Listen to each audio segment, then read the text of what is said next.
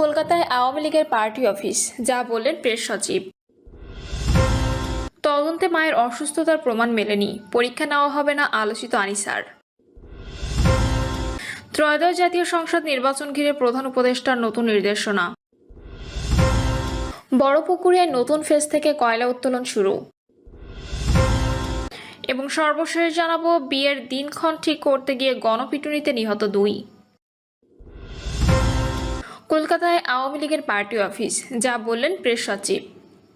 প্রধান উপদেষ্টার প্রেস সচিব শফিকুল আলম বলেছেন, কার্যক্রম নিষিদ্ধ আওয়ামী লীগ দেশের বাইরে কি করছে তা অন্তর্বর্তী সরকারের নজরদারির মধ্যে রয়েছে। কলকাতায় আওয়ামী লীগের পার্টি অফিসের কার্যক্রম নিয়ে সরকারের পদক্ষেপের বিষয়ে জানতে চাইলে শফিকুল আলম বলেন, আওয়ামী লীগের কার্যক্রম বাংলাদেশে নিষিদ্ধ করা হয়েছে। তারা বাইরে কি করছে অবশ্যই আমরা মনিটরিং করছি। তারা যদি বাইরে থেকে এমন কোনো অ্যাক্টিভিটিস করে অস্থিরতা তৈরি করতে চায়, অবশ্যই আমরা এটা মনিটর করছি, এটা দেখছি। এ বিষয়ে আরও কনক্রিট ইনফরমেশন পেলে আপনাদের জানাতে পারবো।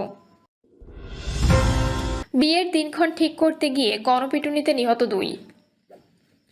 রংপুরের তারাগঞ্জে চোর সন্দেহ জনতার গণপিটুনিতে প্রাণ হারিয়েছেন 2 জন। গতকাল রাতে শয়ার ইউনিয়নের বুড়িরহাট বটতলা এলাকায় ঘটে এই ঘটনা। পুলিশ ও প্রত্যক্ষদর্শী সূত্রে জানা গেছে, রূপলাল দাসের মেয়ের বিয়ের কথাবার্তা চলছিল মিঠাপুকুরের শ্যামপুর এলাকার লালচাঁদ দাসের ছেলে ডিপজল দাসের সঙ্গে। আজ বিয়ের দিন তারিখ ঠিক করার কথা ছিল, এই জন্য মিঠাপুকুর থেকে নিজের ভ্যান চালিয়ে প্রদীপ দাস রূপলাল দাসের বাড়ির দিকে রওনা হন। কিন্তু গ্রামের ভেতর দিয়ে রাস্তা না চেনায় প্রদীপ দাস শয়ার ইউনিয়নের কাজিরহাট এলাকায় এসে রূপলালকে ফোন করেন। সেখানে রূপলাল গিয়ে 2 জন রিকশায় চড়ে ঘনিরামপুর গ্রামের দিকে রওনা হন। রাত 9টার দিকে তারাগঞ্জ কাজিরহাট সড়কের বটতলা এলাকায় পৌঁছালে ভ্যানচোর সন্দেহে তাদের 2 জনকে কয়েকজন আটক করেন। এরপর সেখানে লোক জড়ো হতে থাকেন। এক পর্যায়ে প্রদীপ দাসের ভ্যানে থাকা বস্তা থেকে 4টি প্লাস্টিকের ছোট বোতল বের করেন লোকজন। এর একটি বোতল খুললে ভেতরে থাকা তরলের ঘ্রাণে অসুস্থ হয়ে পড়েন পাশারিপাড়া গ্রামের ভাঞ্চালক আলমগীর হোসেন ও বুড়িরহাটের মেহেদি হাসান। এতে লোকজনের সন্দেহ আরও বাড়ে। এরপর অজ্ঞান করে ভ্যান চুরির সন্দেহে তাদের মারধর শুরু করেন। বটতলা থেকে মারতে মারতে বুড়িরহাট উচ্চ বিদ্যালয়ে মাঠে নিয়ে আসা হয় তাদের। মারধরের এক পর্যায়ে অচেতন হয়ে সেখানে ফেলে রাখা হয়। পরে রাত 11টায় তাদের উদ্ধার করে পুলিশ তারাগঞ্জ উপজেলা স্বাস্থ্য কমপ্লেক্সে নিয়ে যায়। এ সময় তারাগঞ্জ হাসপাতালের কর্মরত চিকিৎসক রূপলাল দাসকে মৃত ঘোষণা করেন। প্রদীপ দাসকে রংপুর মেডিকেল কলেজ হাসপাতালে ভর্তি করা হলে আজ ভোররাতে তিনিও মারা যান বলেন নিশ্চিত করেছেন নিহত রূপলাল দাসের ভাই খোকন দাস। তারাগঞ্জ থানার ভারপ্রাপ্ত কর্মকর্তা এম এ ফারুক বলেন, গণপিটুনিতে 2 জনের মৃত্যু হয়েছে। এই ঘটনায় মামলার প্রস্তুতি চলছে। ময়নাতদন্তের জন্য মরদেহ হাসপাতালের মর্গে পাঠানো হয়েছে। তদন্তে মায়ের অসুস্থতার প্রমাণ মেলেনি, পরীক্ষা নেওয়া হবে না আলোচিত আনিসার। সময় মতো কেন্দ্রে না আসায় এইচএসসির প্রথম দিনে বাংলা প্রথম পত্র পরীক্ষা দিতে না পেরে কান্নায় ভেঙে পড়েন আনিসা আহমেদ। সামাজিক যোগাযোগ মাধ্যমে ভাইরাল হওয়া সেই এইচএসসি পরীক্ষার্থী আনিসা আহমেদের এইচএসসির বাংলা প্রথম পত্র পরীক্ষা দেওয়া হচ্ছে না। মায়ের স্ট্রোকের কারণে পরীক্ষার 1 ঘন্টা দেরি করে কেন্দ্রে পৌঁছানোর যে দাবি তিনি করেছিলেন, শিক্ষা মন্ত্রণালয়ের তদন্তে তার কোনো প্রমাণ মেলেনি।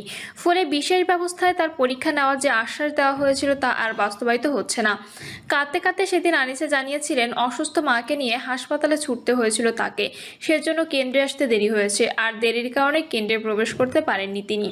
সরকারি বাংলা কলেজ কেন্দ্রের সামনে আনিসার ছোটাছুটি ও কান্নার সেই ছবি ভিডিও ছড়িয়ে পড়েছে সামাজিক যোগাযোগ মাধ্যমে।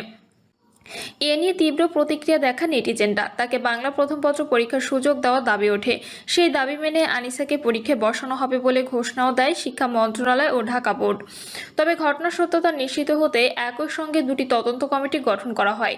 একটি কমিটি করে ঢাকা মাধ্যমিক ও উচ্চ মাধ্যমিক শিক্ষা বোর্ড এবং আরেকটি কমিটি করা হয় আনিসার পরীক্ষা কেন্দ্র সরকারি বাংলা কলেজের পক্ষ থেকে। 2 পক্ষে তদন্তে ঘটনা সম্পর্কে আনিসার বর্ণনা অনুযায়ী সত্যতা মেলেনি, সেজন্য আনিসাকে পরীক্ষা দেওয়ার সুযোগও দেওয়া হচ্ছে না। তবে আনিসা যদি বাংলা দ্বিতীয় পত্র পরীক্ষায় 66 নম্বর পায়, তাহলে 2 পত্র মিলিয়ে তাকে পাশ করিয়ে দেওয়া হবে। ঢাকা মাধ্যমিক ও উচ্চ মাধ্যমিক শিক্ষা বোর্ডের পরীক্ষা নিয়ন্ত্রক এস এম কামাল উদ্দিন হায়দার সংবাদ মাধ্যমকে বলেন, আনিসার পরীক্ষা নেওয়ার বিষয়ে কোনো সিদ্ধান্ত এখনো হয়নি। তার দেওয়া তথ্যগুলো যাচাইয়ের কাজ করা হয়েছে, সেগুলো বিবেচনা করা হচ্ছে। সে পরীক্ষা না দিয়েও পাশ করতে পারে। সেক্ষেত্রে তাকে 2 পত্র মিলিয়ে 66 নম্বর পেতে হবে, তাহলে তার রেজাল্ট আসবে। নাম প্রকাশ না করার শর্তে শিক্ষা মন্ত্রণালয়ের এক উপসচিব ও ঢাকা বোর্ডের 2 কর্মকর্তা জানান, মায়ের অসুস্থতা নিয়ে আনিসা যেভাবে তথ্যগুলো দিয়েছিল তার সত্যতা মেলেনি। তার মা ওই হাসপাতালে নিয়মিত রোগী, সেদিন সকালে হঠাৎ অসুস্থ হয়ে সেখানে ভর্তি হয়েছিল, এমন তথ্যের সত্যতা মেলেনি।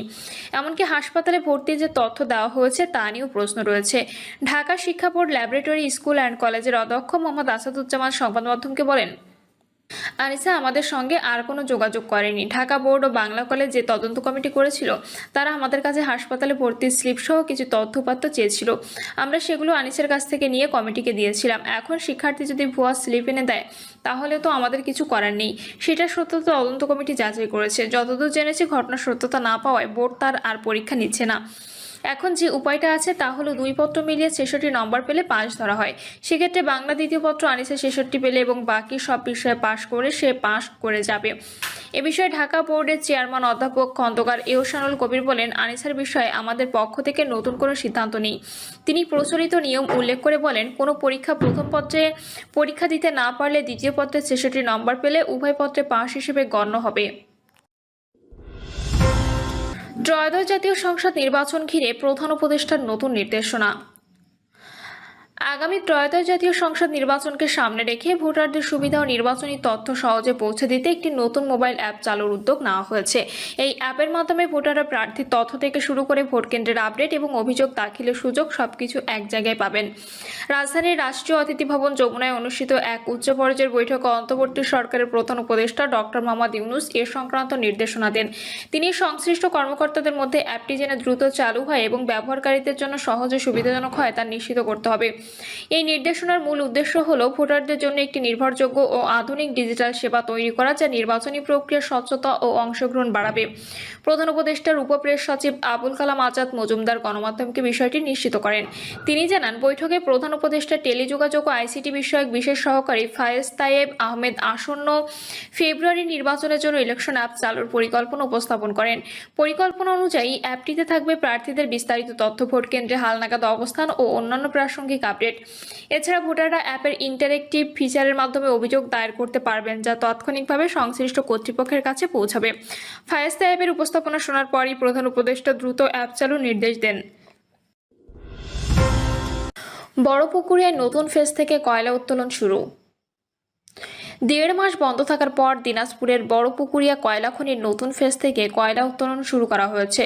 খনির 1406 নম্বর নতুন ফেজ থেকে কয়লা উত্তোলনের লক্ষ্যমাত্রা নির্ধারণ করা হয়েছে 3.94 লাখ টন।